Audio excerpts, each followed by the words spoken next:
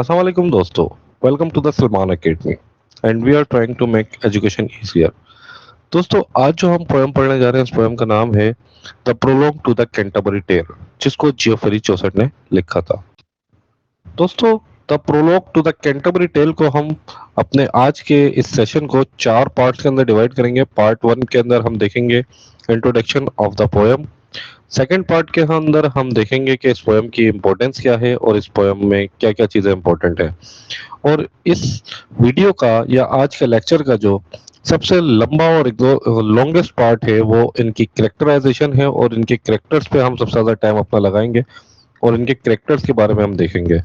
और number four, हम important for exam के हवाले से बात करेंगे इस पोएम के। दोस्तों, the prologue to the Canterbury tale के बारे में कुछ इंपॉर्टेंट चीजें आपको बताता चलूं कि दोस्तों ये एक इतनी इंपॉर्टेंट पोएम है कि इसको पढ़ना बहुत जरूरी होता है।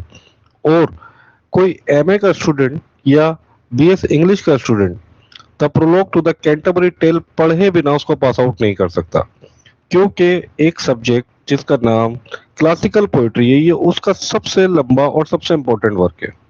तो दोस्तों, the prologue to the Canterbury tale जिसने इसको लिखा था, उनका नाम है, इसके राइटर का नाम है जियोफेरी चौसर। दोस्तों, the father of English literature, the father of English literature, the father of English language, the father of classical poetry in English literature and the father of epic poem, Geoffrey Chaucer को ही कहा जाता है। तो ये इतने important खुद भी हैं और इनकी पोएम भी बहुत इंपॉर्टेंट है। साथ ही साथ दोस्तों, इसकी जेनर की बात करें तो ये एपिक पोएम लिखी थी इन्होंने। इसकी थीम की बात करें तो ये क्लास, लाइफ एंड रिलीजियस के ऊपर है। और इसके रिटर्न के ऊपर बात करें तो इसको जो लिखा था 1387 टू 1400 के अंदर लिखा था। दोस्तों, एपिक पोएम क्या होती है? जियोफेरी चौसर की अपनी ऑटोबायोग्राफी के ऊपर ऑलरेडी वीडियो बनी हुई है, हमारे YouTube channel the Salman academy पर अवेलेबल है और लिंक डिस्क्रिप्शन में है, आप वहां से भी देख सकते हैं। दोस्तों, the prologue to the Canterbury tale जो है वो पब्लिश हुई थी 1476 के अंदर। इसका ओरिजिनल टाइटल जो था द कैंटरबरी टेल था।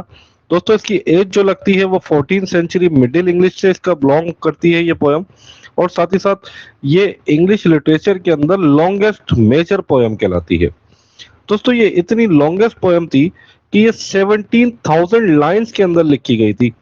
और साथ ही साथ आपको बताया चलूं कि ये इतनी इंपॉर्टेंट थी कि 1972 के अंदर द कैंटरबरी टेल के नाम से हॉलीवुड ने इसके ऊपर मूवी बनाई थी। तो दोस्तों, पोएम स्टार्ट करने से पहले कुछ चीजें आपको बताता चलूं कि दोस्तों, the prologue to the Canterbury tale, इसके अंदर जो प्रोलॉग है इसका मतलब है इंट्रोडक्शन। और कैंटरबरी जो है दोस्तों, ये इंग्लैंड के अंदर एक जगह लगती है जिसको कैंटरबरी कहा जाता है। और साथ ही साथ टेल्स का मतलब कहानियां होती हैं, तो ये एक कहानी सुना रहे हैं कैंटरबरी टेल के कैंटरबरी टेल के इंट्रोडक्शन के अबाउट।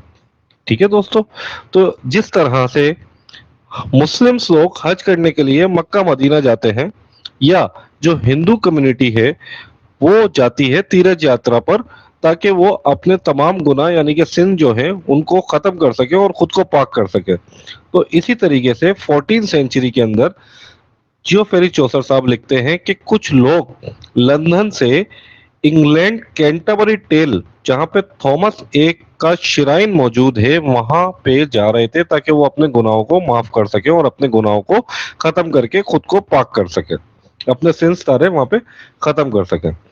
तो दोस्तों, ये जब वहां जाते हैं, जा रहे होते हैं, तो जाने से पहले एक रात पहले ये सारे लोग ग्रुप्स की शक्ल में आते हैं ताकि ये लोग ट्रेवल कर सकें। और ये जो रात में जिस जगह जमा होते हैं ये सारे, उस जगह का नाम होता है होटल टबार्ड इन।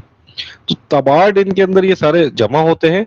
वहां पे जो तबार्ड इनका मालिक है वो इनका होस्ट बनता है, जिसका नाम होता है हैरी वैली। इंपॉर्टेंट चीज है, क्वेश्चन आता है एग्जाम के अंदर कि होस्ट कौन था, तो हैरी वैली उसका नाम है। और ये सारे लोग कैंटरबरी टेल के अंदर कैथेड्रल चर्च में जा रहे हैं, जो कि वेस्ट ऑफ इंग्लैंड के अंदर लगता है। और यहाँ पे जब ये सारे जमा हो जाते हैं, तो जो जियोफेरी चौसर साहब हैं वो हर एक शख्स के बारे में कैरेक्टराइजेशन उसकी बताते हैं कि वो कैरेक्टर से लगता कैसे था। साथ ही साथ दोस्तों, आपको बताता चलूं कि ये जियोफेरी चौसर साहब का इनकम्प्लीट वर्क है, ये कंप्लीट वर्क नहीं है दोस्तों। उनकी विश थी कि मैं इसको कंप्लीट कर सकूं, लेकिन अनफॉर्चुनेटली वो इसको कंप्लीट करने से पहले ही इस दुनिया से रुखसत हो गए थे। साथ ही साथ दोस्तों, आपको बताता चलूं कि इस कैंटरबरी टेल के अंदर जब ये लोग सारे जमा होते हैं होटल टबारडिन के अंदर, तो जो होस्ट है हैली बेली, वो एक एडवाइस करता है। वो एडवाइस ये करता है कि आप लोग यहाँ से जाएंगे रास्ते में और वहां से वापस भी आएंगे, तो आप लोगों का सफर बड़ा बोर गुजरेगा। तो मैं आप लोगों को एक एडवाइस देता हूँ कि यहाँ से जाते हुए भी हर शख्स अपनी दो कहानियां सुनाएगा, और वापस आते हुए भी हर शख्स अपनी दो कहानियां सुनाएगा। हर बंदे ने जाते हुए भी दो कहानी सुनानी है और आते हुए भी दो कहानी सुनानी है, और इस तरह आप लोगों का सफर अच्छा गुजरेगा। और जिसकी कहानी सबसे अच्छी होगी, वो वापसी में मेरे होटल के अंदर फ्री मील मैं उसको प्राइज दूंगा। मतलब मेरी तरफ से इनाम जो होगा वो फ्री में मैं उसको खाना दूंगा। और ये होस्ट एडवाइस करता, तो इस पे सब एग्री हो जाते हैं और सब इसके ऊपर मान लेते हैं। तो दोस्तों, जो जाने के लिए लोग थे, वो टोटल जो ग्रुप था वो 30 लोगों का ग्रुप था, 30 लोगों का ग्रुप था। और जाते हुए दो और आते हुए दो। तो इन्होंने ईच पर्सन 4 कहानियां सुनानी थी। अब जब आप 4 को 30 लोगों से मल्टीप्लाई करते हो तो 120 टेल्स बन जाती है। तो दोस्तों, ये इंपॉर्टेंट चीज है, 120 टेल्स, 30 पिलग्रम्स, साथ ही साथ 4 स्टोरी ईच पर्सन।